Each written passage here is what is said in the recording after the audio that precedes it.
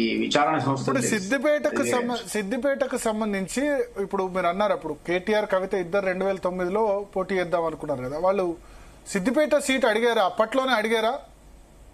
ఈయన అడగలేదు. కేటీఆర్ అప్పుడు అడిగింది ఓన్లీ ఎంపీ కరీంనగరే.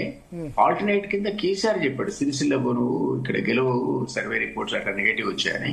కవిత ఏ స్థానం అడిగిందో నాకు కరెక్ట్ జ్ఞాపకం లేదు, కానీ అప్పట్లో ఉన్నటువంటి సిచ్యువేషన్ బట్టి ఆమె అడిగినట్టుంది, వన్ ఆఫ్ ది ఆప్షన్స్ కింద అడిగినట్టుంది.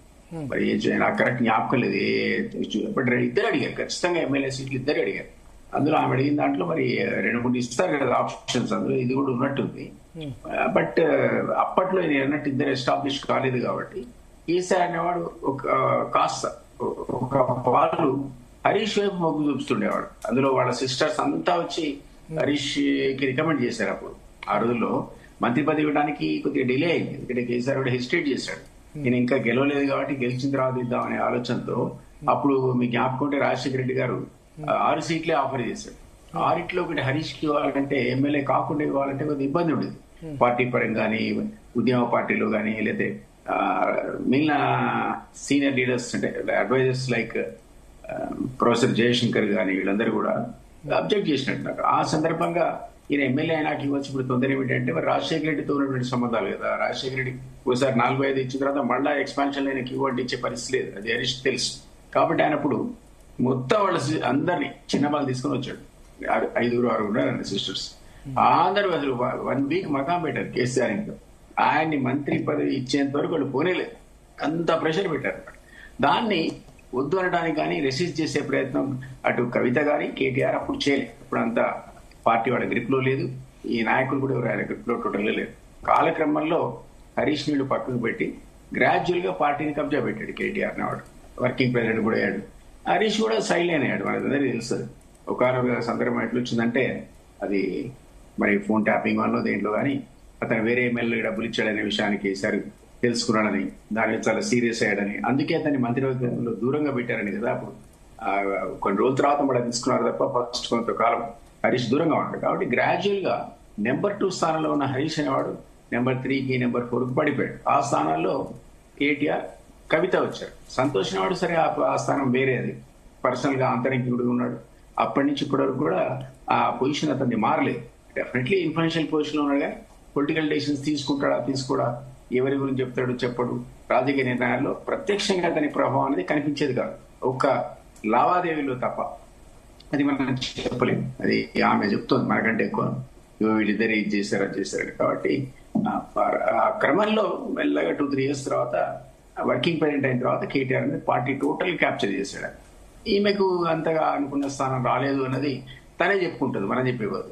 అందుకని ఆ ఉత్తరాలు కూడా రాస్తుంది కదా, తండ్రికి ఉత్తరాలు రాయడం ఏంటి. కాబట్టి ఇప్పుడు ఆమె అనేది ఏంటంటే నన్ను కూడా పక్కకు పెట్టారంటుంది, హరీష్ తో పాటు తను కూడా పక్కకు పెట్టబడ్డాడంటది. కానీ హరీష్కి ఇచ్చిన పోర్ట్ఫోలియోల వల్ల, ఆయనకి ఇరిగేషన్ శాఖ, మరొక శాఖల వల్ల కొంతకాలం మీ జ్ఞాపకుంటే మైన్స్ లో ఉండింది ఆయన దగ్గర. అవును, ఈ శాఖలన్నింటిలో కూడా ఆయన భారీ అవినీతికి పాల్పడ్డాడని ఆ అమ్మాయి అభియోగం. కానీ మైన్స్ ఆ తర్వాత కేటీఆర్ కి ఇచ్చారు మధ్యలో. అవును, 2014 ఫస్ట్ టర్మ్ లో 2 years తర్వాత కేటీఆర్ చేస్తున్నారు. ఎందుకు తీసుకున్నారు అంటే ఆ మైన్స్ అనేది కనపడని వినపడినటువంటి అవినీతి ఉంటుంది అందులో. ఎందుకంటే ప్రజలకు సంబంధం లేని శాఖలు, దాంట్లో పెద్ద పెద్ద కాంట్రాక్టర్స్ ఉంటారు, అందులో ఉన్నటువంటి ఇన్కమ్ అనేది కనపడదు. సో ఆ కారణం చేత హరీష్ అందులో భారీగా అవినీతికి పాల్పడడం అనేది ఒక వాళ్ళ అంచనా, ఫ్యామిలీ మెంబర్స్ అంచనా. సో దానివల్ల ఈయన ఇందులో తీసేయాలి, ఈయన పవర్ఫుల్ కాకూడదని ఇంతకుముందు మనం అనుకున్నాం కదా. హరీష్ ని క్రమక్రమంగా ఆయన ప్రాధాన్యత తగ్గించారని, ఆ క్రమంలో ఆయన ఆ శాఖ నుంచి కూడా తీసి మళ్ళీ ఇరిగేషన్ ఇచ్చారు కొంతకాలం. ఆ తర్వాత అందరూ కూడా అవినీతి జరిగిందని అది తీసేసి ఈ శాఖ కొంతకాలం కేటీఆర్ దగ్గరికి పోయింది, మైనింగ్, ఇరిగేషన్ డైరెక్ట్ సీఎం దగ్గరికి వెళ్ళిపోయింది. వాళ్ళు ఎవరికి ఇవ్వడానికి ఇష్టపడలేదు, ఎందుకంటే అందులో భారీగా ప్రజలకు తెలవకుండా అవినీతి జరిగే ఆస్కారం వంటి శాఖలు. సో ఇక్కడ ఒకటి 2014లో కేసీఆర్ మళ్ళీ అసెంబ్లీకి కంటెస్ట్ చేద్దాం అనుకున్నారు. అప్పుడు సిద్దిపేట కాకుండా గజ్వేల్ ఎందుకు వెళ్ళారంటారు? నాకు అయితే లేదు, బట్ సిద్దిపేట ఎట్లా పోతాడు? సిద్దిపేట హరీష్ నాడు కదా, కానీ ఆయన నేటివ్ కాన్స్టిట్యున్సీ కదా, ఆయన నేటివ్ కాన్స్టిట్యున్సీ కదా. ఆయన ఎప్పుడో అసెంబ్లీ చేసినంత కాలం ఆయన సిద్దిపేట చేశారు కదా. సో అప్పుడు కూడా కేసీఆర్ ను సిద్దిపేట నుంచి పోటీ చేయమని వీళ్ళిద్దరు సలహా ఇచ్చారంటారు, నిజమేనా? ఉండొచ్చు హరీష్ ని కట్ చేయడానికి వాళ్ళు నిరంతరం ప్రయత్నం చేస్తూనే ఉన్నారు, అందులో అనుమానం లేదు. హరీష్ అందుకే నేను ఆ స్థానం ఒకప్పుడు వాళ్ళిద్దరు అమెరికాలో ఉన్నప్పుడు హరీష్ అనేవాడు ఆల్ సైడ్ నెంబర్ 2 పొజిషన్ లో ఉన్నాడు ఆ పార్టీలో. అక్కడి నుంచి క్రమక్రమంగా ఈ పిల్లలు వచ్చి పార్టీ దగ్గరికి తీసుకున్న తర్వాత ఆయన కవిత తర్వాతనే ఆయన స్థానం వచ్చిన తప్ప ముందు రాలేదు.